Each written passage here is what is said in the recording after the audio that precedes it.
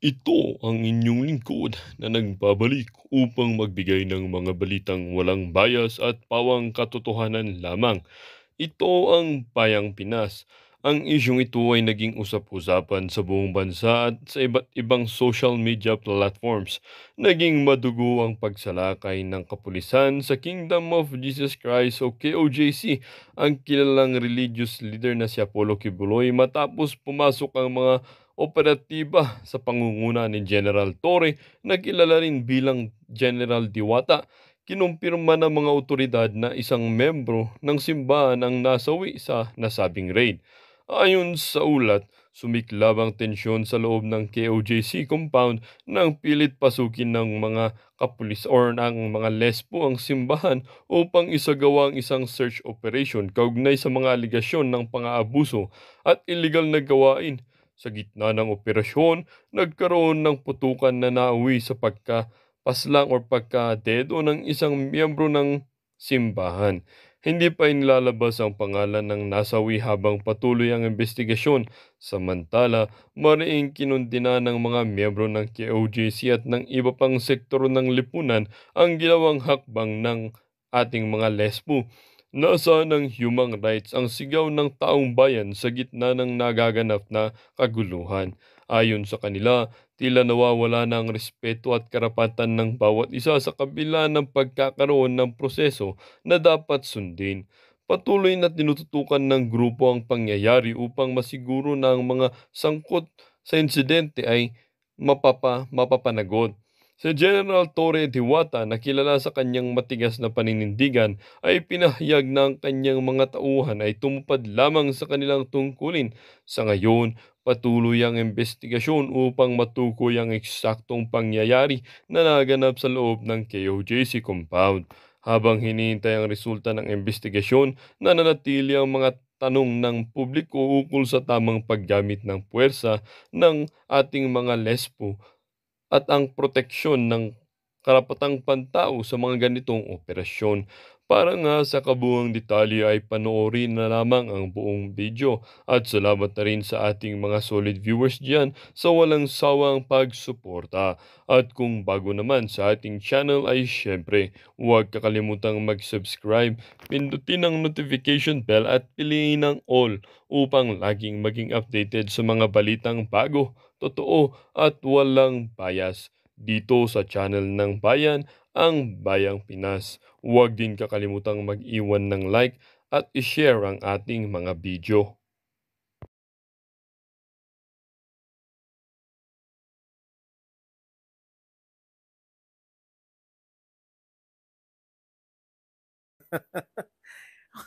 Wala rin sigurong tiwala doon sa mga kapulisan na hinahalughog ba talaga. Dalawa lang yan eh. Kung bakit hindi pa umalis si General Torre ngayon.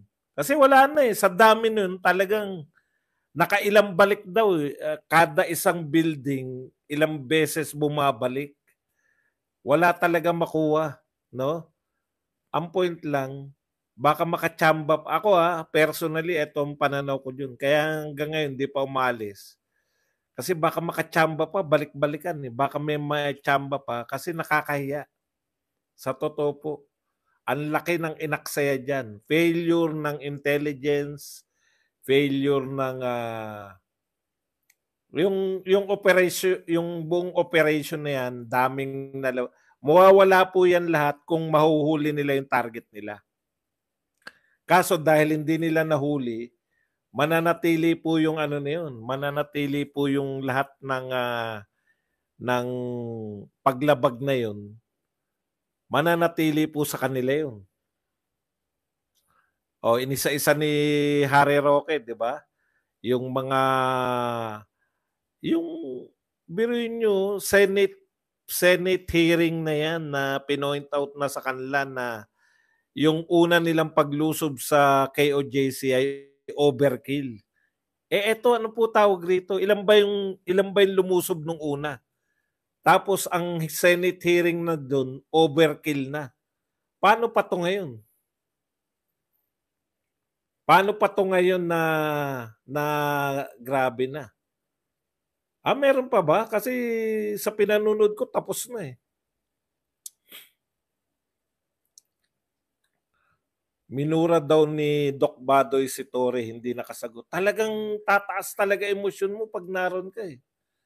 Lalo na may nabalitaan nyo na may napatay na kasama nyo. Misyonaryo. Misyonaryo ba tawag doon? Sa mga nakatira dyan. O, ikalawa, yung una, kaya siguro ayaw umalis ni Torre, ano lang to, sa pananaw ko lang ha. Wala, pahiya eh. Ang dami pong resources na ginamit para sa isang tao, tapos hindi mo nahuli. Wala namang pumipigil sa kanila, hindi dahil sa hindi kayo nakapagtrabaho. Iba po yung hindi kayo nakapagtrabaho dahil may mga humarang. Wala po eh. Malaya po nilang balik-balikan. Malaya po silang kung ilan yung building doon, lahat po yun nahalughog nila. Alam niyo po, wag niyo pong samahan na ng relihiyon. Yan yung problema eh. Yan yung problema. Pag dinadawit niyo po yung relihiyon ni Torre, no? Mag-stick po kayo sa facts kasi hindi. Gusto niyo yata yung pag-away-awayin yung mga relihiyon, hindi naman po nararapat yun. No? Hindi naman po. Yung facts lang po tayo. Hindi ko po alam kung bakit nyo po, kung ano po yung purpose ninyo para pag binanggit ko yung reliyon, para magalit naman yung mga reliyon. Wala po yan. Wag po kayong sumakay dyan. Kasi kanina ko pa nahalatayan sa mga comments eh. Sa mga comments, no? Gusto nila na yung reliyon ni Torre idamay diyan sa para malaking malaking kongregasyon. Wag po.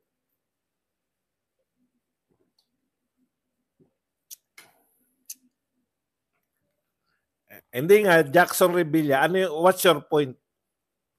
Ako, Katoliko si, wag na tayong sumuporta sa KOJC dahil Katoliko tayo. Ang ibig nyo sabihin, kayo na lang KOJC dyan dahil kami Katoliko, ganun po ba gusto nyo? Ito po ay hindi po usapin ng relihiyon to. Kasi kung usapin lang to ng relihiyon, hindi po ako magtsatsagang talakayin to. Hindi naman po aral na relihiyon itong pinag-uusapan natin. Kaya bakit nyo po idadamay yung relihiyon ng kung sinong tao? Alam ko yung purpose nyo eh, para magalit naman yung mga relihiyon. Yung relihiyon na yun, di ba? Wag ganyan. Wag nyo hindi yan yung usapin. Kasi kung magre-relihiyonan po tayo rito, bakit pa natin tinatalakay kung hindi naman ako miyembro ng KOJC? Katoliko kami. Gusto nyo ba pag-usapan natin, usapin lang na rin? Hindi po ito usapin na relihiyon. Di ba? Hindi po ito usapin ng relihiyon. Yun yung pinupunto ko rito. Okay. Tigilan po natin yan. Alam ko yung purpose nyo yan eh. Alam ko yung purpose nyo. Ginagawa nyo para yung pangit na yan. Kunwari, pag may binanatan ka ba, reliyon kagad? Matagal na natin binabanatan si Tunying. Hindi naman natin dinadama yung reliyon niya. Ano ba naman kayo? Ito. Sinabi ba natin, di ko nga alam, reliyon ba ni BBM, Katoliko siya? O pag binabanatan ba natin si BBM, ang Katolikong si BBM ay sutil. Ang Katolikong si BBM, wala naman tayong sinasabing ganun. Nakukuha nyo? Kaya yan, mga pauso lang yan para maligaw, no? Sana tayo mag-ingat tayo sa kagaganyan. Kasi yung KOJC, kaya ako sinasabing KOJC, yun yung pangalan nun eh, di ba? Kung may iba pang tawag doon, yun ang tatawag ko. Hindi ko na kung KOJC ba, relihiyon nila yan? O yung yung parang pag sinabi mo na okay, huwag niyong samahan ng intriga. Kaya nga, mali nga yun dapat din eh. Travel for one. Mali nga po yun. Sa tingin ko nga, kinorek na nila yun eh. Kasi sinasabi, marami nagre-react na INC. INC kami, hindi naman turo yung ganyan. O, di ba? Kaya, wag po natin damay. Kasi ngay ang tagal na natin binabanatan si Marcos. Hindi naman natin, ang katolikong si Marcos, ang katolikong sila, hindi ko alam kung ano reliyon nila, pero never natin silang tinutukoy na reliyon. Okay. Punta na po tayo. Topic lang po tayo. Hindi po hindi po tayo kumbaga kalimutan muna natin yung relihiyon, okay? Punta po tayo rito. So, sa dami raw ng nilabag na ayon kay kay Roque, siyempre, yung hinanakit ni Roque, pinakulong siya. Grabe, no? Pero sa isang banda, okay na yan, no? Nakita natin yan. Ongoing pa rin eh. Nung nagsimula ko, hindi pa rin sila umalis. Pwera na lang kung habang nagkukwentuhan tayo, umalis na sila, Tore. Pero nung nagsimula ko, naroon pa rin sila. May naririnig pa nga ako na hanggang 3 araw sila doon, kung hanggang 3 araw. Siguro ano yung purpose? Talagang yung yung parang babantayan talaga. Kung may atake, kung atake na si Pastor Quebuloy, lalabas. Hindi ko alam yung purpose, pero pinaliwanag nga nila ni Attorney Harry Roque na illegal na yung okupasyon. Ganon din yung sinabi ni Torion, no? Nagdedeklara siya na you are not welcome anymore. Di ba? Ilang beses sinabi yan ni Torion na pinalalayas na, no? Pinalalayas na si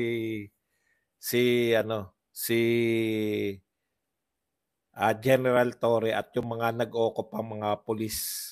Tsaka pulis po yan eh. Alam niyo ang pagkakaiba po, police operation po sa mga sundalo. Ako sa tingin ko hindi naman ako naging sundalo o naging pulis. Pero sa tingin ko, yung pag police operation, di ba? May huhulihin lang kayo. Yun nga talaga, may huhulihin lang. Pagka hindi nyo nahuli nyo at hindi nahuli, tapos na yun. Hindi po kayo sundalo, hindi po yan katulad na sundalo na ang order yan, kunin alimbawa yung merong kuta na rebelde diyan, no? Yun, tatalunin, kukunin niyo yung kuta ng rebelde na yun. Pang matagalan talaga naka-estasyon doon. Hindi po ganun yung pulis eh. Ang alam ko sa pulis, may operasyon sila, mahuli man nila o hindi, babalik na sila sa sarili nilang mga kung saan man sila unit. Kasi hindi naman mga sundalo yung mga pulis na babantayan si Quebuloy. Kaya ang dami po nakikita na paglabag, no? Tapos hindi na sila welcome doon. Yun ay private property. May mga anggulo pa na sinasabi na, hindi ako abogado pinagsasabi ko may mga anggulo pa na si Tatay Digong, dapat pinapaalam nila kay Tatay Digong, etc. etc. Okay, so ang dami po, no? Ang dami. Kaya lang mukhang desidido po ngayon yung sila Attorney Harry Roque tsaka yung kay OJC na magsasampa na talaga na reklamo kasi hindi titigil eh. Kahit nga naimbestigahan na Senado, parang walang dating. Wala sa kanila yan, no? Titignan natin kung tatagal talaga ng 3 araw. Nananawagan na nga yung mga abogado na gumawa na tayo ng paraan para mapigilan sa mga korte. Okay. Tapos may mga panawagan rin na magmarcha na. Walang kasi wala na eh. Lahat na.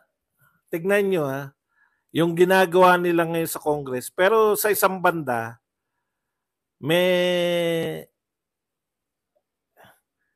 meron ding sila rin yung sumisira ng momentum nila eh. No?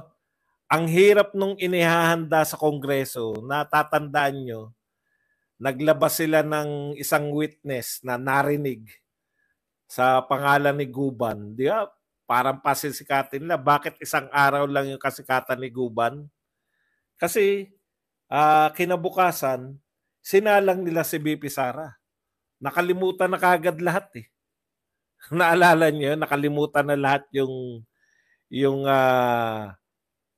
yung mga expose ni Guban, no, na ito ay magiging, kala mo biglang nakalimutan si Guban kasi mas maganda yung mga banat ni BP Sara. Ngayon, eto na naman, meron na naman silang dalawang star witness na dinidiin ni Luistro.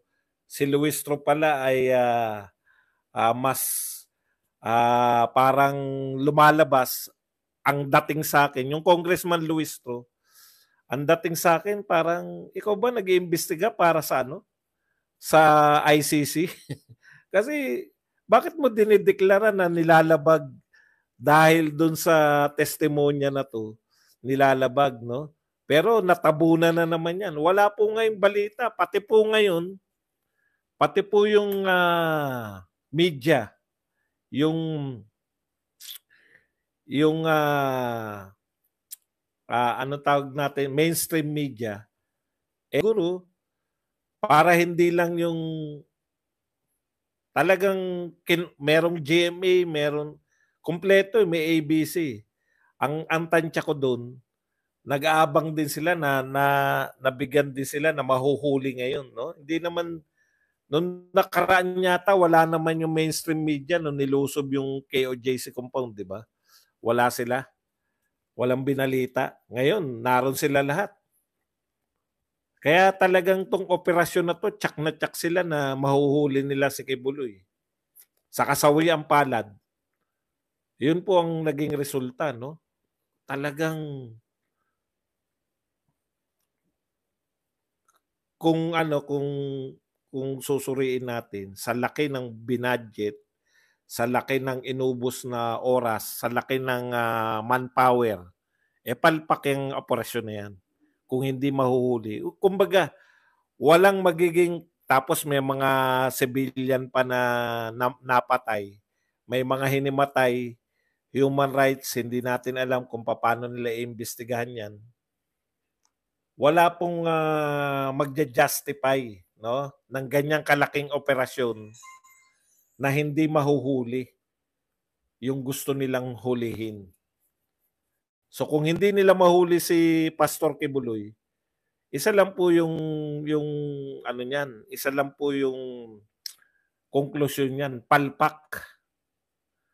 Palpak yang ano riyan, yang kanilang napakalaking operasyon. Okay. So punta po tayo rito, no? Pera na lang kung mamaya mukhang marami pa kayong gustong impormasyon at saka may mga info pa kayo. Talakayin pa rin natin mamaya. Pero kay Jason sa kasi parang dinagdagan pa ni Jason sa na mukhang huhulihin daw sila eh. Si Jason sa tsaka yung mga banateros. Parang hindi naman yun yung target din. Siyempre, unahin muna si Kibuloy kasi kung manghuli sila ng iba, putya, talagang bigong-bigo na yun, tapos dinagdagan pa nila. Bakit daw di gumagalaw si Mayor Baste? Alam po ninyo, tansyaan yan, nagmo-monitor ka lang. Hindi po pwedeng hindi yung otoridad ng mayor tsaka ng regional director, magka-clash na talaga kayo niyan. Talagang pag yung gusto nyo makikialam, hindi po talagang ano na yan, talagang magkakasakitan na, no? Pag makikialam si hayaan nyo po yung diskarte, no? Diskarte po ni Mayor Baste bilang mayor kasi hindi po basta-basta yan eh. Marami pong hindi nyo po ba napuna? na sinabi po to ni Attorney Torion, ayaw kong humarang-harang kasi baka damputin ako, obstruction of justice, no? May mga legal po 'yan na hindi po ano 'yan, hindi po 'yan sheriff. Yung kaharap po nila hindi po sheriff na pwedeng sapakin ni BP Sara, no? Kaya kung sa tingin nyo dahil porket sa Davao nagaganap, bibigyan nyo lang po ng justification, di ba? Bibigyan nyo lang sila ng justification sa gustong-gusto nilang gawin sa mga Duterte. Hindi po ano yan, hindi po simpleng ako mayor dito, hindi po ganun yan, no? Yun nga, ano yan hindi ko po sinasabi na hindi ko po sinasabing yun po yun. Sinabi po yun ni Attorney Torion. Ako nga attorney na sabi ni Attorney Torion. Alam nila na ako nagre-represent sa Kingdom, 'di ba? Attorney ako ng Kingdom. Pero yung tantyahan din Tantya niya hindi papaawat si General Torre. Tapos hahara-hara ako ron. Pag nadampot siya na siyempre kung tantya mo kung tantya mo hindi na nakikinig sa batas 'di ba? Gulo po 'yun. Halimbawa, nakiusap yung mayor at hindi sumunod. Alam niyo na hindi susunod 'yun. Una, meron na silang alitan nag-cross na sila ng salitaan magkakatuluyan po 'yun. Dito po, kaya hindi po pwedeng basta-basta. O nga po, no, Sir Florentino. Hindi po ganyan hindi po ganyan kasimple yan No, hindi po ganyan kasimple. Huwag niyo pong tignan kasi sa Davao. Halimbawa po sa mga kung sa Maynila po, di ba? Di ba yung mayor ba ng Maynila dapat involved din pag may mga parang ihiwalay niyo po yung Davao na hindi naman po hindi naman po presidente ng Davao si Mayor Baste Mayor po siya ng Davao. Hindi niya po lahat ng papasok doon hawak niya na, no? Taliwas din po 'yan sa magiging gusto ng KOJC. 'Di ba? Ang sabi nga ng mga taga KOJC, dahil hindi sila nakahuli, ano yung sinasabi nila, Admar, paulit-ulit? Dahil wala nahuli, baka gumawa sila ng paraan para magkaroon ng aksyon. Alam nyo na, uy, bit ako lumaki. Hindi ko sinasadya na lumaki ko. Nak ng pupaw. Ayun. Nagkusan lumaki. Kaya hindi po ganun yun. Hindi po ganun yung kasimple na porket mayor ka, hahara-hara ka ron. Okay? Tapos, eto pa po meron po silang yung warrant of arrest po yung kanilang ipinatutupad.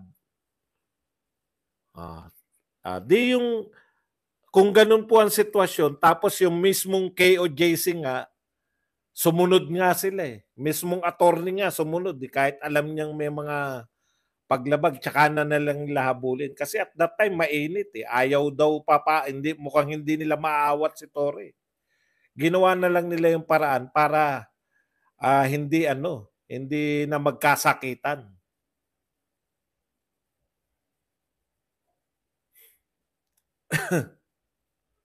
Okay. Naging giant ka na, boss? Lumaki mukha ko. Yun na nga po. Kaya nga po may mga abogado. Kanya-kanya pong yan Kanya-kanya pong papel yan tayo po, hanggang pananaw lang tayo. Pero maganda rin pag-usapan natin na may mga legal na thank you very much at naka 1,000 likers na tayo. May mga legal pong bagay na pipigil kay Baste Duterte para humara-hara doon. Kahit po mayor, hindi po pwedeng pigilan yung warrant of arrest. Putya, mainit sa Kumbaga bibigyan mo ng meron kayong verbal war ni Torre. Bibigyan mo lang ng kumbaga bibigyan mo lang ng legal basis para ah, gawan ka ng hindi maganda. Siyempre matalino naman yung mga Duterte. Okay. Punta na po tayo. Yun po yung pagkakaiba ng bakit yung mga vlogger naroon okay na vlogger yun trabaho ng mga vlogger yun mag-cover kumbaga ang mga vlogger parang ipinagpalagay na namin ang sarili namin na parang press kung ano karapatan ng mga press people may karapatan sila magpahayag kami rin may karapatan rin kami magpahayag. Iba po yun sa mga Duterte na pinag-iinitan na nga, bibigyan mo pa ng chance sila na, obstruction of justice kayo. Hali kayo. Ano gagawin naman ng mga nakaalalay sa mayor o sa vice president o sa former president? Alangan namang hayaan nilang, siyempre, magkakaroon lang ng gulo. Okay? Hindi, kahit sabihin nila na ipagpapalagay namin yun na kami ay yung karapatan ng media, karapatan din ng mga vlogger yan, yung malayang pamamahayag.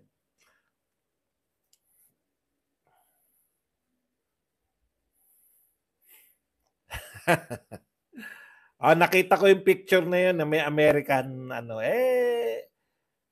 bahala na siya sa buhay ng tao na yun kung ano pong maikakaso doon. Okay. So tuloy-tuloy po yung no? Ayun, yung lumaki yung mukha ko. Kaya hindi ako nakapag-vlog kahapon, dinalaw ako ng misis. Actually, naroon siya sa SM. Minsan-minsan lang tayo. Okay, punta na po tayo rito. No? Sa isang banda po, sagutin ko lang, no? Ito kasi inanda natin, kaya lang mukhang natabunan na siya nitong KOJC. Pero sasagutin ko rin po. Kasi parang ang sama-sama ni BP Sara na no? Ito, pinatulan na kasi nito ni La Esguera. Tsaka ni Enrile. Pumatol na rin dito sa sa may 10 million na libro ni BP Sara. Ito ang tanong nila no? Sabi ni Esguera, bakit natin gagastusan yung children's book ni BP Sara Duterte? Yung hindi ko na lang makita, may nagsabi rin para si Enrile nakita ko Hindi ko alam kung tama yun o hindi. Pero nakita ko kanina at hindi ko na mahagilap ngayon. Huwag na natin sabing si Enrile. Kung libro niya yan, bakit gagastosan ng gobyerno? Di ba? Parang pag biglang narinig mo, o nga no, mapapaongo ka Tapos eto naman kay Christian Esguera, bakit natin gagastosan yung children's book ni BP Sara Duterte? Okay, simple lang po yan, no? Tingin ng Vice President, proyekto niya yan, no? Kakaiba lang proyekto kasi wala nagpo-proyekto niyan 'Di ba? Pero yung kunwari mamimigay ng ayuda, mamimigay ng bigas, walang kumu-question sa atin. Kunwari may sakuna, namigay si BP Sara ng ayuda. Walang kumu-question, bakit siya namimigay ng ayuda? Wala pong ganoon Bakit? Kasi dati nang ginagawa yan ng mga nasa otoridad. Ngayon dahil bago, gumawa siya ng libro tapos papamigay niya. Bakit natin gagastusan? Di question na rin natin lahat yung pinamimigay ng lahat ng politiko. Di ba? Okay lang ba na mamigay ng bigas kahit may pangalan? Pareho lang naman yun Kaya may pangalan si BP Sara kasi siya author. Yung bigas, hindi nga siya author ng bigas Binili niya lang yan ng pera ng taong bayan Di ba? Yung mga namimigay ng bigas na merong malaking MR, hindi natin ko-questionin. Hindi porket ngayon lang may nagproyekto nun. Ang tanong, masama ba yung proyekto na yun? Ikalawa, dahil ba dyan sa proyekto na yan, may nakita kayong overpricing? Kumita ba si BP Sara dyan? Tignan ninyo sa publishing company, hindi po yung kinu-question nyo yung bakit namimigay ng libro. Masama ba yung laman ng libro? Hindi porket walang namimigay niyan. Di ba? Ngayon lang nga tayo nagkaroon ng build. Kinu-question ba si Tatay Digong, bakit ang lalaki ng mga proyekto mo? Ay, may nag-question pala. Yung mga dilawan noon, sabi nila, bakit tayo ng mga tulay, ng mga kalsada? Hindi na lang paglamon, pamigay mo na lang para lalamunin namin. Ganon yung mga question nila eh. Kaya bakit nyo ang question ko sa inyo, bakit nyo gustong gawing political yung ganong, ang ganda ng proyekto eh. Di ba? Yung mga bata, maano sila, yung kung paano tayong yung comics ay naging maganda nga rin yan, pinag-uusapan. Di lahat ngayon curious. Kung curious ngayon, magtatanong, ay magbabasa yung mga bata. Yung bumalik yung mga bata sa pagbabasa, yun yung importante. Wala tayong proyektong ganun, yung magbalik sa pagbabasa. Kung ako nga may pera comics ang papatira ko. Yung buhay pa ba sila Carlo J. Caparas? Pagawin natin ng mga comics uli yan. Para yung mga bata magbasa. Hindi yung comics na yung talagang yung mga Suma, ang pagbabalik ni Suma, mga ganun. Kahit na mga fantasy uli. Okay. May protocol daw na dapat sundin. Saan ba yan? Sa pamimigay ba ng libro o doon? Hindi ko alam kung sa pamimigay ng libro yan. Patay na si Carlo.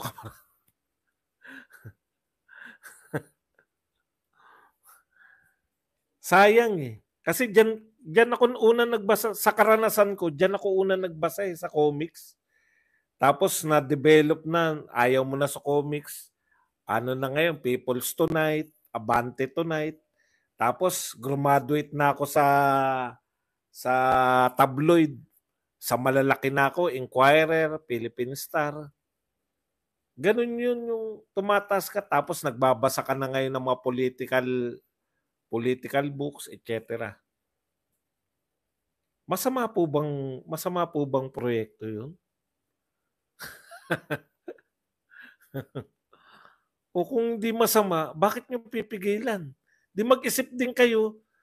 Sasabihin ng iba, kung gawin lahat ng politiko yan, di masaya. Ang daming mga comics, ang daming pwedeng basahin yung mga estudyante.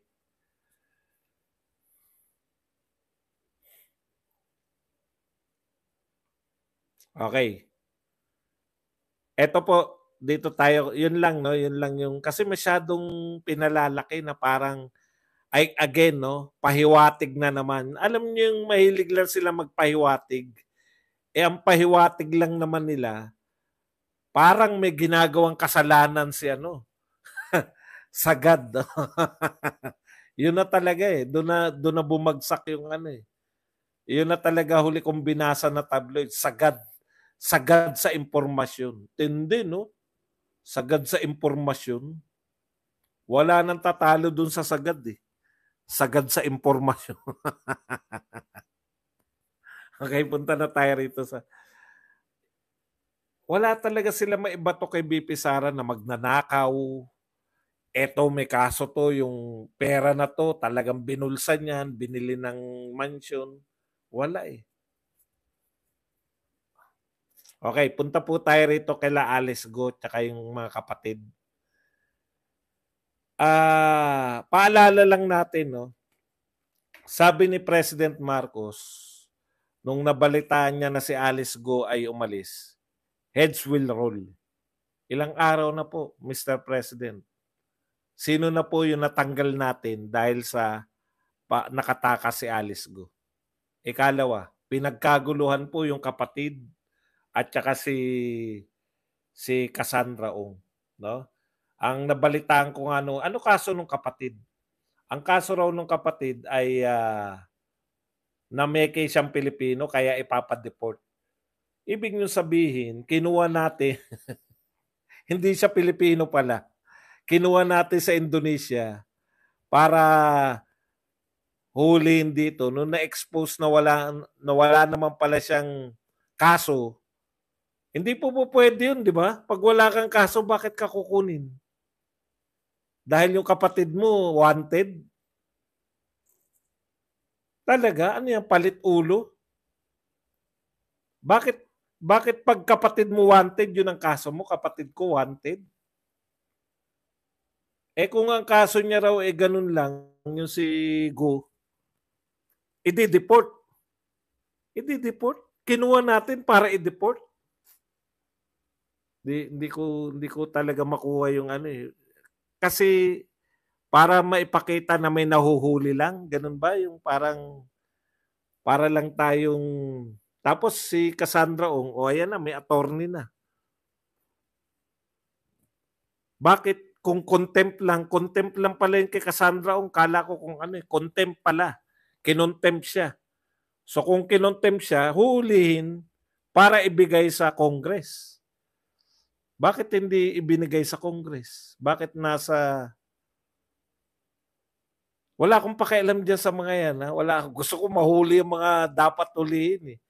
Hindi ko po sila kilala lahat. Nagtataka lang ako. Eh. Ang importante sa akin, dahil may kapalpakan, nakawala si Alice Go, na kung si Risa Ontiveros lang ang pakikinggan, akala mo siya ng pinakademonyo sa lahat, si Alice Go. No? Siya na pinakamasamang tao sa Pilipinas. Eh. Pero ang kaso lang pala, tax evasion. Hindi nagbayad ng buwis. Ang point ko lang dito, mga kapatid, ano na nga yung point ko? Sanang heads will roll. Hindi po yan matatabunan. Ay, wala nang heads will roll kasi nahuli na yung kapatid. Hindi naman po si Alice, kahit nga mahuli si Alice Go.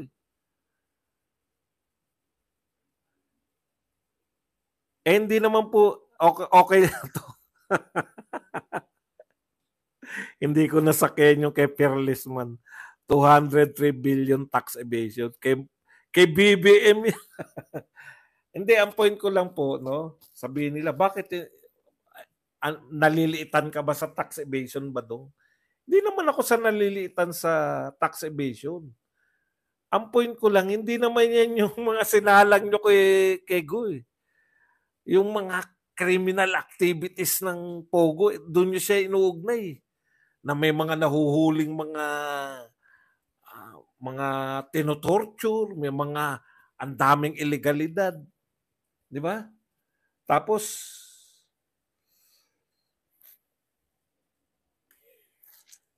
rentas interna. Makaluma eh. Yung question dito, kaya wala na naniniwala, Mr. President, pag wala pong heads will roll dyan. Wala na yan, parang ano lang yan, parang yung dati lang yan, heads must roll, nung nagba-brown out. Tapos, hanggang makakalimutan na.